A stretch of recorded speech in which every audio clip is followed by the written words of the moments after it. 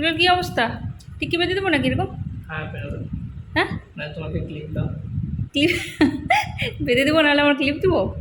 লোকে বলবে তুমি আমাকে খেতে দিচ্ছ না। Good morning everyone, I hope you all guys are very well and healthy. আর আজকে হচ্ছে সানডে, সানডে মানে হচ্ছে ছুটির দিন। তো সকাল সকাল ঘুম থেকে উঠে পড়েছি আর একটু ব্রেকফাস্ট করলাম। এখন ব্রেকফাস্ট বলতে কিছুই না, বিস্কিট আর জল খেলাম। আর এখন দুজনে মিলে বেরোচ্ছি, যাচ্ছি হচ্ছে কি মার্কেটে। কিছুই বাড়ির সবজি টবজি বাড়িতে আর কিছুই নেই, তো এখন তাই বেরোচ্ছি, আমরা দুজনে মিলে মার্কেটে যাবো। কোথায় হলো? অ্যাজ ইউজুয়াল, ম্যাম তো লেট করবেই সব কিছুতে। তো কে করছে? আমি করছি? একদমই না, আমি করছি। ম্যাম রেডি হয়ে গেছে। সকালবেলা বাড়িও ক্লিন হয়ে গেছে, গাছে জল দেওয়াও হয়ে গেছে। এখন বেরোবো, ব্রেকফাস্ট ও বলছে এসে করবে। চলো প্রথমে বেরোই। মাছের দোকানে ফোন করে দিয়েছি, আমরা একটু মাছ নেবো।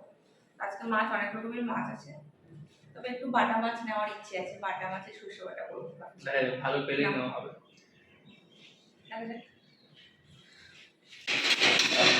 টানতেই পাচ্ছে না। অনেকদিন পরে আজকে ম্যাম বাজার যাচ্ছে। আজকে মুড হলো যে না আমি যাবো, মাছ টাছ একটু দেখবো, একটু ভালো লাগে। ও যাবো শুধু দেখবেন, নেবেন। ওই এক গাদা গাদা মাছ, একটাই মাছ নিতে। কিন্তু একদম দারুণ মনোরম ওয়েদার রয়েছে। আর অনেকদিন পর হচ্ছে গিয়ে ওই কলকাতাতে ব্যাঙ্গালোরের মতো ওয়েদার পেলাম। শুধু আজকে না, গত এক মাস হতে যায় একদম ঠান্ডা ঠান্ডা আবহাওয়া, মাঝে মধ্যে বৃষ্টি, যখন তখন বৃষ্টি হুটহাট করে। খুব একটা ঠান্ডা থাকে না, বাট আজকে মনে হয় ঠান্ডাও রয়েছে। তুমি জানো না, তুমি বাইরে বেরো না, তাই প্রত্যেকদিন ওয়েদার এরকম থাকে। সবাই হয়তো সেটা নোটিসও করেছে। বৃষ্টি হয়, ওয়েদার ঠান্ডা, মেঘলা মেঘলা দিন। খুব কালকে একটু রৌদ্র হয়েছিল, বাট আবার ঢেকে গেছিলো। ভালো দিন, এখন কিছুদিন ধরে ভালো দিন যাচ্ছে। আমি মাকে বললাম যে এই সময় কলকাতায় এসে মজা পাবে, বেশ ওয়েদারটা খুব সুন্দর, ভালো। সকাল সকাল আখের রস দেখতে পেয়ে আখের রস খাওয়ার জন্য দাঁড়িয়ে পড়েছে। ভাবছি খাবে কি খাবে না। আচ্ছা, এখন নুন চলে এসেছি মাছের বাজারে। মাছ তো অনেক টাইপেরই আছে, বাট সব মাছগুলো ভালো নেই। শুধু রুই আর বাটা মাছটাই একটু ভালো দেখতে পেলাম, তাই বললাম এই দু রকমেরই মাছ আজকে দিয়ে দাও, আর বেশি কিছু নিচ্ছি না। তো একটা কটা জ্যান্ত তোমার কি রুই মাছ, সেটাকে বললাম সুন্দর করে কেটে দিতে। আর মাছের মাথার যে চোখ, সেটা তো আমি খাই না, সেটাকে বললাম সুন্দর করে তুলে দিতে। উনি এখন মাছের মাথার চোখটাকে তুলে দিচ্ছেন, আর বাটা মাছটা খুব সুন্দরভাবে ছাড়িয়ে দিয়েছে। বাজার থেকে এলাম, এই হচ্ছে আজকের বাজার, সবজির বাজার। আর রয়েছে এর মধ্যে মাছ।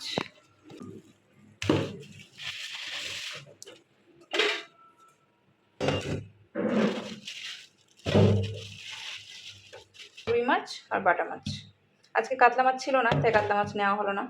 চিংড়ি নেওয়ার ইচ্ছে ছিল, বাট কালকে যেহেতু সোমবার, শ্রাবণ মাসের সোমবারে আমরা পেঁয়াজ রসুন মাছ মাংস খাই না।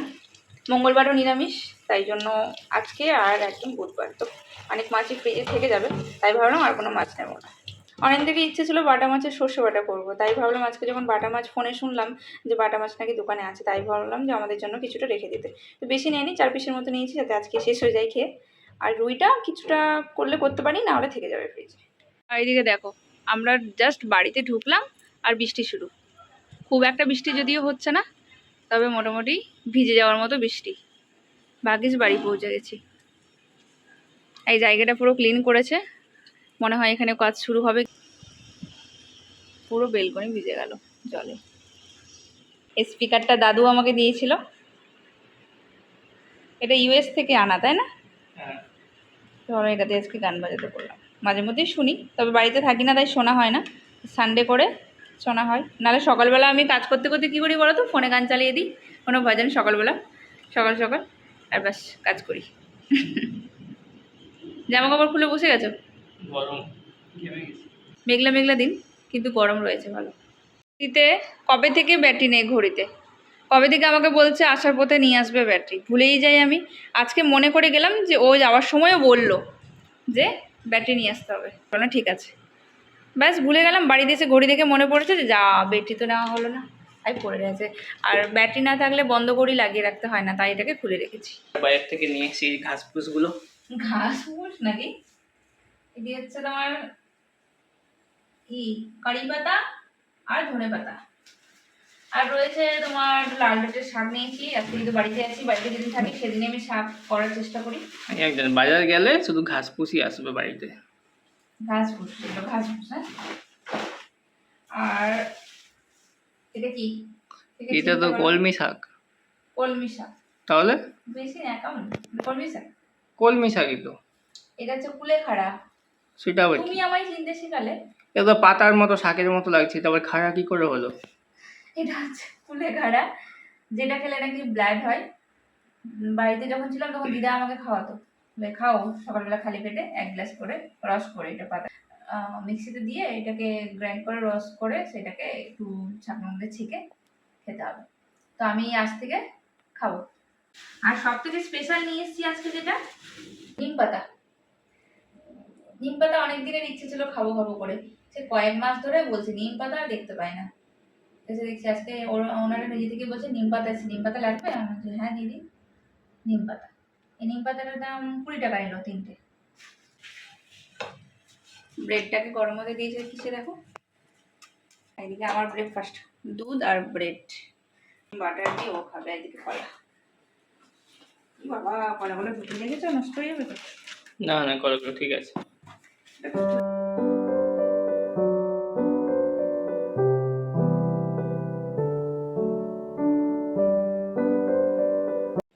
কুলেখাড়া পাতাটাকে কয়েকটা নিলাম, বাছলাম ভালো করে, ধুয়ে পরিষ্কার করে মিক্সারে দিয়ে একটু জল ব্যাস, এটাকে এবার মিক্সারে গুঁড়াতে হবে।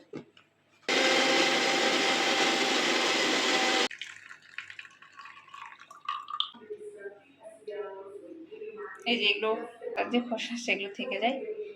পাতাটাকে ছেঁকে নিলাম ভালো করে, একদম স্মুথ, জলটা বেরিয়ে গেছে, সেটাকে খেতে হবে। এই হচ্ছে আমার কুলেখাড়ার রস, যেটা খেতে আমার ভীষণ বিশ্রী লাগে, বাট আমার মধ্যে একটা জিনিস আছে যেটা শুনে নিব যে আমার এটা খেলে কোনো ফায়দা আছে, বেনিফিটস পাবো আমি সেখান থেকে। এই কুলেখাড়াটা কিন্তু খুব নোংরা জায়গায় হয়, তুমি খাবে তো?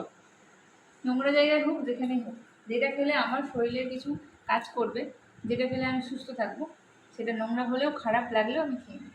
নোংরা জায়গায় সেরকম কিছু না, সবাই তো খায়। আমি জানি তুমি কি যাচ্ছ, নোংরা জায়গায় কিছু নেই, ভালো জায়গাতেই হয়। আর নোংরা জায়গায় থাকলে সেটা তো নোংরা জায়গায় ঢুকে থাকে না, সেটা গাছ হয়ে বেরিয়ে যায়, ওপর থেকে সেটাকে কেটে নেয়, কিছু করার নেই। আমি তো আর চাষ করবো না সেগুলো এখন। বাজারে দেখি পরিষ্কার নিয়ে চলে আসি, বাড়িতে এসে ভালো করে পরিষ্কার করে সেটাকে ধুয়ে তারপরে অনেকে সিদ্ধ করে তার মধ্যে লেবু দিয়ে খায়, দিদা বলেছিল। অনেকে এরকম করে মিক্সারে মানে পেস্ট করে সেটাকে জল দিয়ে হালকা পেস্ট করে ছেঁকে ছাঁকনার মধ্যে সেটা খায়। তো আমি এটাই খেতে বেশি পছন্দ করি, আর সুবিধাও খেতে, ডুবডুব করে গিয়ে খেতে কেমন লাগে একটা। দিদা বলেছে গন্ধটা নেবে না, যখন খাবে গন্ধটা না খেয়ে নেবে না, তাহলে ফুট করে খেয়ে নেবে চোখ বন্ধ করে। একটা কি টিপে রাখবো? গন্ধ নিচ্ছ নাকি?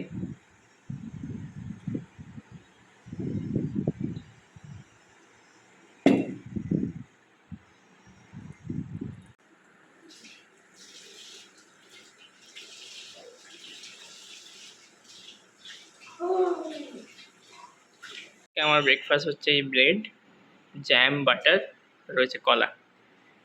কি করছে এটাকে? এই তো বাটার আর জ্যাম দিয়ে হচ্ছে এটাকে ভালো করে মাখন লাগাচ্ছি। বাটার জ্যাম নাকি মাখন লাগাচ্ছি? সিরিয়াসলি? হ্যাঁ, বাটার আর জ্যাম লাগাচ্ছি। শুকনো শুকনো খেতে পারে না, বললো আমাকে চা বসাতে। দার্জিলিং যে মশলা টি, জড়িবুটি টি, সেটা দিয়ে হচ্ছে লিকার চা।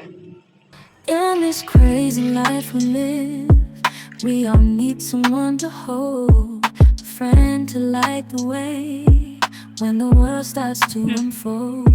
Through all গরম আছে কিন্তু। আমার গ্রিন টি গুলো কি হচ্ছে জানো, এই যে সব পড়ে রয়েছে প্যাকেটে। ব্যাঙ্গালোর থেকে যখন এসেছিলাম কলকাতায়, তখন ওই বারাসাতে একটা মল থেকে নিয়েছিলাম না গ্রিন টিটা, সেই গ্রিন টিটা এখনও পড়ে রয়েছে। প্যাকেট থেকে খুলে আমি প্লাস্টিকে করে রেখেছিলাম, নিয়ে গেছিলাম যেখানে যাই ট্রলিতে করে, সেটা আমি ক্যারি করি, বাট খাওয়ার হয় না। ওটা খেলে আমার আলাদা একটা সমস্যা হয়ে যায়, তাই জন্য ওটাকে বন্ধ রেখেছিলাম। রবিবার এলে অনেক কিছু রান্না বান্না থাকে, তুই কর না, শুধু আমাকে দিয়ে কর। সেদিন রবিবার দিন এলে ল্যাদ খেতে ইচ্ছে করে, মানে সপ্তাহে একটা দিন তো মনে হচ্ছে যে ল্যাদ খাই, সেদিন কিছু করি না। নিম পাতা খেলে নাকি ভালো সবাই বলে, বাট কাঁচা নিম পাতা জীবনেও খাইনি, তবে 1 পিস বা 2 পিস যদি খেতে পারে চিবিয়ে, তাহলে নাকি খুব ভালো। দেখি ও খাই কিনা। ওই গো, হ্যাঁ, নিম পাতা আর নিম পাতা আমি কি করবো? খেতে হবে চিবিয়ে। না না, ওই তো খাওয়া যাবে না, তিতা লাগবে। তিতা তো লাগবে, বাট উপকার করে। না, দেখো না, অনেকে নিম পাতা চিবিয়ে খেতে বলে। কি হবে রে? তিনটে, একটা রাখো, দুটো খাও, খেতে পারবে।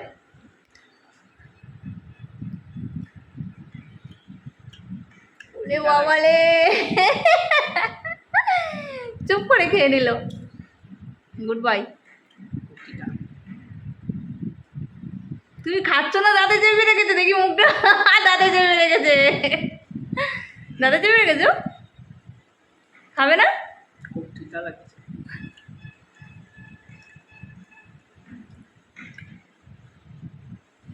শান্ত ছেলে। খায়। আরে খেয়ে নাও। দুটো পাতা কতক্ষণ লাগে চিবাতে? কেমন লাগছে? এটাও খারাপ না। তোমাকে রোজ খাওয়াতে হবে। যেটা স্বাস্থ্যের জন্য উপকারী সেটা মাঝে মধ্যে খাওয়া দরকার। প্রত্যেকটা জিনিস খারাপ লাগলেও খেতে হবে, কিছু করার নেই। চলো এবার রান্না করি, অনেকটা লেট হয়ে গেছে। এখন বাজে 11:30 আর ফাইনালি ম্যামের সময় হলো এখন ব্রেকফাস্ট করার। তুমি তো কুটনি বৌদির মতো খাচ্ছ। তুমি তো কুটনি বৌদির মতো খাচ্ছ। সেটা আবার কি? ওই যে কি সিরিয়াল জানো, জগদ্ধাত্রী না কি সিরিয়াল? না না, জগদ্ধাত্রী না, যোগমায়া না কি সিরিয়াল আছে না, ওটাতে করতো না? সুস্মিতা, হ্যাঁ হ্যাঁ। সাহেবের বৌদি হুম। মনে রেখে দেয়। খাবে? না, কি বলছো? একটা ব্রেড এনে দাও তো। আমি প্রথমে জিজ্ঞেস করেছিলাম খাবে কটা ব্রেড খাবে, বললে দুটো। তুমি কি আবার ডায়েট করছো? ডায়েটের সঙ্গে ব্রেডের কি সম্পর্ক? দুটো ব্রেডের কি হয়ে যায়? দুটো ব্রেড খেলে দুধ একটুখানি দিয়ে, দুধ বেঁচে আছে, তাই জন্য ভালো আরেকটা ব্রেড নিলে হয়ে হ্যাঁ, যাবে। ওই দুধটা তুমি পিয়ে খাবে, ঠিক আছে? আর তার সাথে কলা আছে, ঠিক আছে, অনেকটাই প্রোটিন। লোকে বলবে তুমি আমাকে খেতে দিচ্ছ না। লোকে যাই বলুক, বুঝবে, ওকে খেতে লোকে দেয়। যাই বলুক, তুমি তো ডায়েট করছো বললে, নিজে মুখে বলেছো ডায়েট করছো। কি দুজনের আড্ডা আর ব্রেকফাস্ট দুটোরই কমপ্লিট। এখন চলে এসেছি রান্নাঘরে। রান্নাঘরে এসেই প্রথমে সর্ষেটাকে জলে ভিজিয়ে দিচ্ছি। মাদের কাছ থেকে শিখেছিলাম সর্ষেকে যদি আগে ভিজিয়ে রাখি একটু নুন দিয়ে, তাহলে তিতাটা কম হয়। তাই সর্ষেটাকে ভালো করে পরিষ্কার করে ধুয়ে ছাঁকনার সাহায্যে ছেঁকে একটু জল দিয়ে নুন দিয়ে কিছুক্ষণের জন্য ভিজিয়ে রাখছি, কারণ আজকে বানাবো বাটা মাছের সর্ষে বাটা। অনেক দিন থেকেই ইচ্ছে হয়ে যাচ্ছিলো খাওয়ার, তাই ভাবলাম ফাইনালি আজকে বানিয়ে ফেলি। আর নিয়ে এসেছিলাম লাল শাক। শাকটাকে পরিষ্কার করে বেছে কেটে নিয়েছি, পরিষ্কার করে ধুয়ে নিয়েছি। এর মধ্যে শুধু একটু ফোড়ন আর 2-3 কোয়া রসুন দিয়ে শাকটাকে বানাবো। হেভি টেস্টি লাগে কিন্তু খেতে।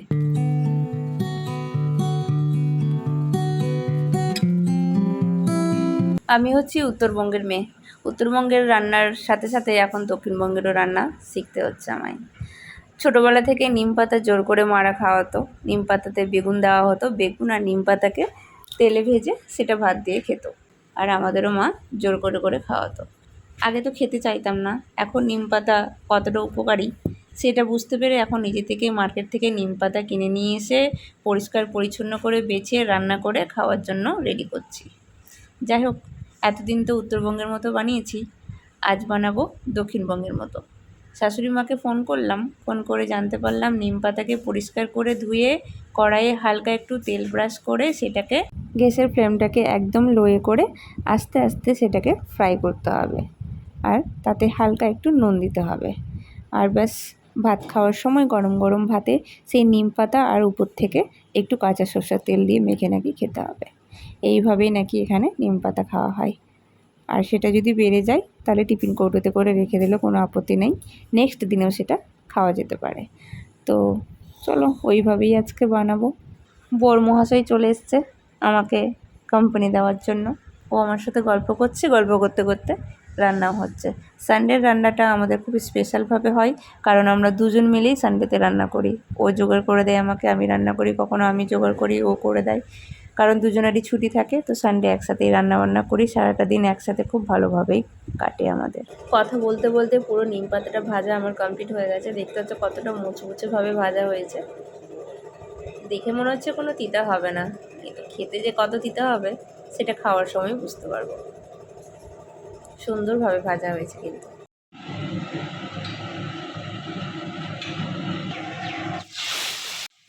আর আমার ভয়েসটা ভীষণ খারাপ হয়ে গেছে এখন, একটু তোমরা ম্যানেজ করে নিও, কিছু করার নেই।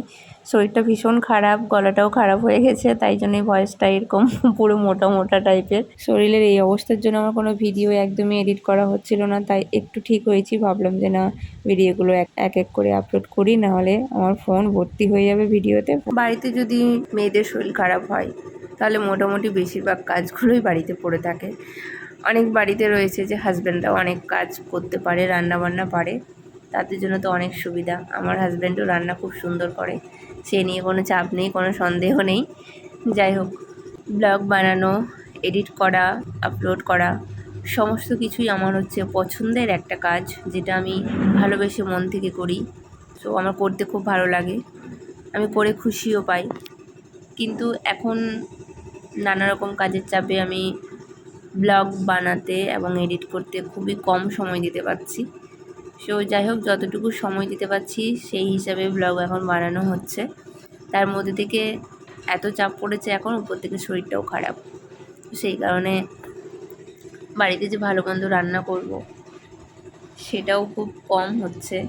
রাত্রেবেলা করে যতটুকু পাচ্ছি রান্না করছি, অ্যান্ড সারাদিনের শেষে রাতে ঘুমানোর সময় একটু এডিট করতে বসছি। আধা ঘন্টা 1 ঘন্টা যতটুকু শরীর সাপোর্ট করছে ততটুকু এডিট করতে করতে ঘুমিয়ে পড়ছি। এডিট কমপ্লিট হলে পরের দিন আপলোড হয়, না হলে আপলোডও করতে পারি না, এমনটাই হচ্ছে। দেখা যাক কতদিন এইভাবে চলে, নাহলে যে কোনো একটা বিকল্প ব্যবস্থা তো নিতেই হবে। একদিন সানডেও বিজি,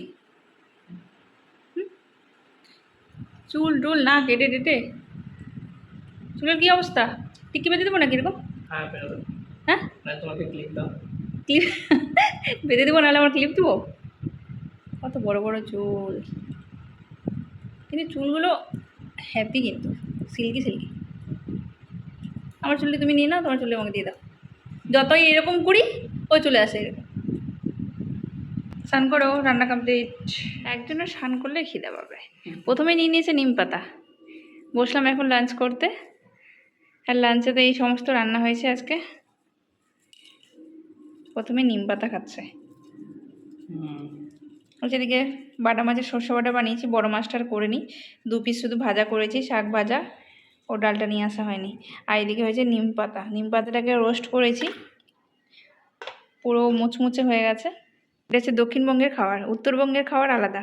উত্তরবঙ্গে কী করে বলো, আমাদের ওদিকে বেগুন দিয়ে নিম পাতাকে ভাজে যাতে তিতাটা কম লাগে, আর এখানে পুরো পাতাটাকে মুচমুচে করে ভেজে ভাত দিয়ে মেখে খাওয়া হয় তেল দিয়ে, তাই তো?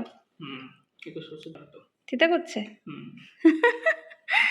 একজনের অবস্থা খারাপ পুরো।